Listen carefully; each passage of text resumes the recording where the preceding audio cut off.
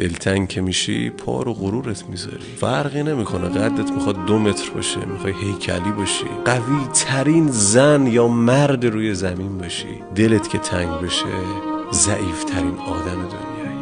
دلتنگی زورش به همه چی میچربه. عکساشو بالا پایین میکنی، ویدیوهاشو میبینی، بعد یهو به خودت میای میبینی 30-40 دقیقه است داری این کار رو انجام میدی، یهو به خودت برمیخوره، میگی ای بابا چرا خودت اذیت میکنی؟ وقتی طرف بهت فکر نمیکنه، حتی تو رو فالو نداره، خودت به خودت گوشزد میکنی که بابا بکش بیرون از این وضعیت. بعضی وقتا باید خودت رو جمع کنی، بذاری پشت خودت بری، دلتنگ بشی، بغض کنی، گریه کنی، فایده ای نداره، چون یه طرف است. ولی خب دل تنگ که این چیزا رو نمیفهمه، مثل یه بچه‌ایه که بهونه میگیره، مامانش میگه بابا نمیتونم برات بخرم، بچه میگه من میخوام، چشم خود بستم که دیگر چشم مستش ننگرم، ناگهان دل داد زد دیوانه من میبینمش. خدایا دلامونو تنگ هیچکی نکن.